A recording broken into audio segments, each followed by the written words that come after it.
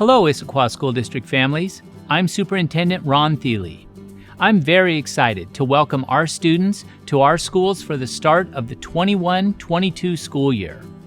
This year, we will offer full-day instruction, 5 days per week at all schools. We know that in-person learning with a teacher and peers is the best way for our students to learn, and we have chosen to focus on safely providing that for our students. We also know it's crucial to protect the health of our students, staff, families, and community, so we will be taking all necessary measures to mitigate the spread of COVID. We will follow the regulations and guidance of government agencies, including Public Health of Seattle and King County, the Washington State Department of Health, the Office of the Superintendent of Public Instruction, and the Governor's Office. This year, our school schedules will run much more like the traditional school days we were used to before the pandemic. Students will be in person 5 days a week for the full school day.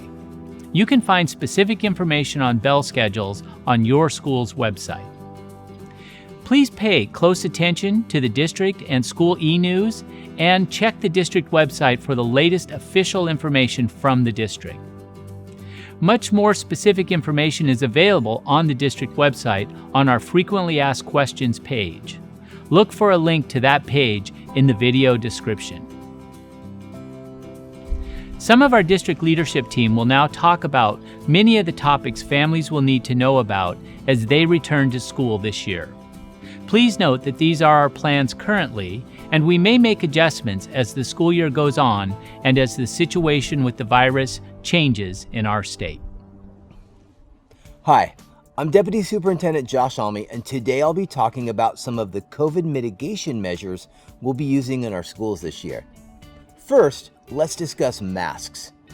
We will follow all state requirements in our schools that require everyone to wear a face mask or other approved face covering when indoors. This includes both adults and students, and it applies to people who have been vaccinated and those who haven't. Students should bring their own face coverings with them to school each day. If they don't have one, the schools will provide a mask for them to use that day. Students can remove their masks when they're outdoors if they choose, but they should put them on if they're in situations outdoors that require them to be close together. Students can also remove their mask when they're eating or drinking. We'll have more information on meals and cafeterias later in this video. One of the best ways to prevent the spread of COVID is still to stay home when you are sick. Before coming to school, please check in with your students and other members of the household to see if they have any COVID symptoms.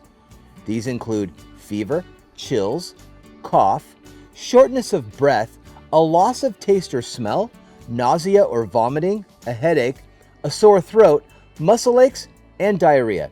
If anyone in the household is experiencing these symptoms, students should not come to school or get on the bus. We will not be requiring online daily health check attestations or body temperature checks at school this year, but it is still very important that we stay home when we're sick or when we've been in close contact with someone who has COVID. Now, I'd like to talk about physical distancing. All students and adults should keep at least 3 feet of distance between them whenever possible. Classrooms will be set up to maximize space between students as much as possible, but every student will have the opportunity for full-time in-person learning. Students will also keep social distance in areas such as hallways, lunchrooms, and pick-up and drop-off areas. We encourage everyone 12 or older to get vaccinated. It is still the best way to protect yourself, your loved ones, and our community against this virus. The vaccines are safe, effective, and free.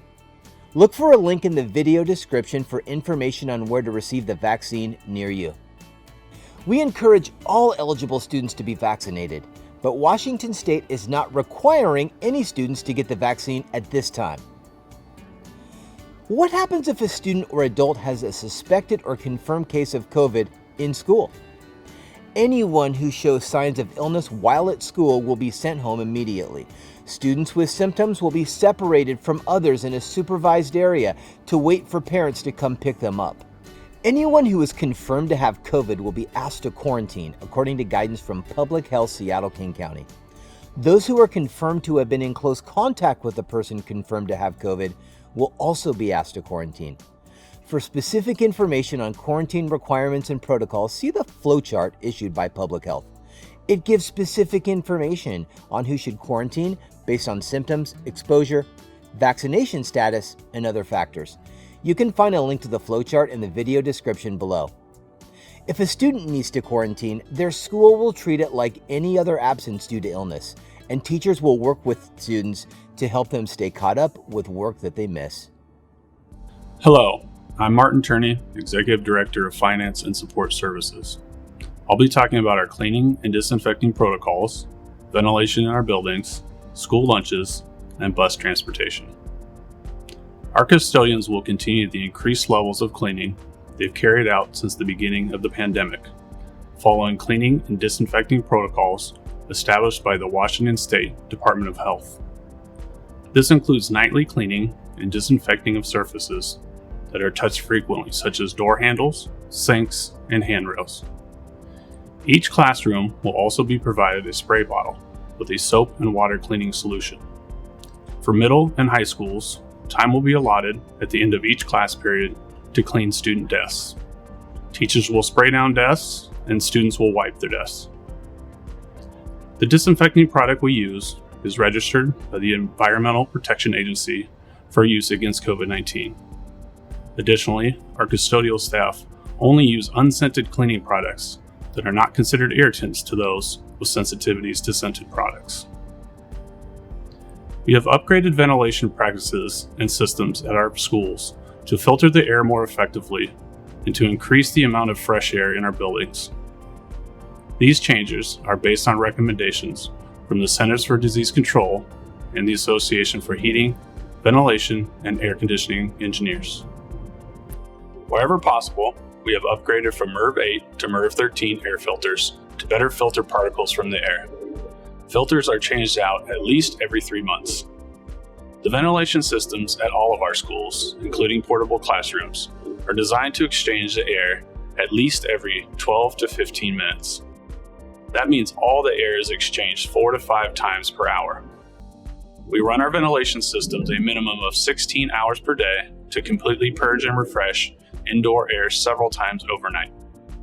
We have also opened outside air dampers as much as possible to bring more fresh air into the buildings.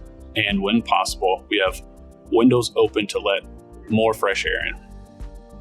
This year, lunch will be available in our school cafeterias to all students. A standard lunch prepared by our food service staff will be available at no charge to all students, regardless of finances or any other factor. A la carte items such as bottled drinks, pizza from vendors, or a bag of chips will be available at middle schools and high schools for students to purchase.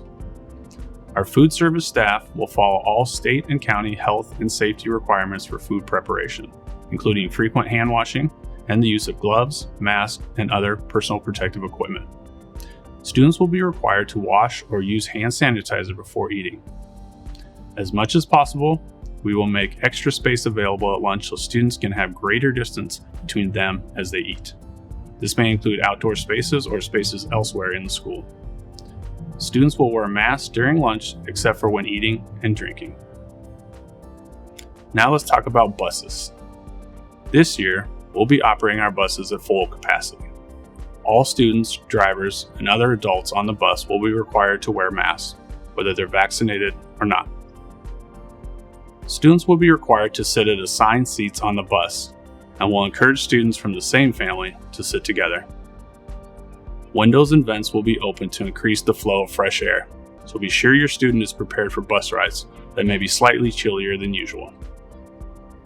After each bus ride, drivers will spray the bus with a disinfectant registered by the EPA for use against COVID-19, and at the end of the day, we'll disinfect those buses using high-efficiency sprayers. Hi, I'm Andrea McCormick, Executive Director of High School Education. I'd like to talk about our plans for athletics and other extracurricular activities. This year, we'll be back to offering all of our usual sports in middle and high school. We'll be closely following all guidance from state and county health departments. Athletes will not be required to wear masks during active practice or competition this year under the current guidance. For high-contact indoor sports, which are currently outlined as indoor cheer, wrestling, and basketball, athletes who are not vaccinated will be required to participate in regular COVID testing in order to participate without a mask. All athletes, whether vaccinated or not, will be required to wear masks in weight rooms and when not practicing or competing. We will be welcoming spectators back at athletic events this year. At indoor events, spectators will be required to wear masks regardless of vaccination status. At outdoor events, fully vaccinated spectators can go without masks, but are expected to wear them if they are shouting or cheering, and are encouraged to wear them if the event is crowded. All of our other activities will be also back this year and will be following all guidance from the state and county health departments, including mask wearing. Masks will be required during activities for all students indoors and for non-vaccinated students outdoors. Specific masks will be required for students participating in certain performing arts activities, including theater, singing, and woodwind or brass instruments. We will be holding performances and assemblies again this year, and all audience members will be required to wear masks when indoors. We look forward to seeing our students back doing the things they love. I want to personally thank all of our students, staff, parents, and families for your commitment to our schools and for your partnership as we have navigated these many challenging months and as we move into the year ahead. If you have more questions, please check the FAQ section on our website. You can also reach out directly to your school for more specific questions. We are all so excited to get this school year started. This year will have its challenges, but I'm confident that it will be full of valuable growth, learning, and connections for our students. Thank you.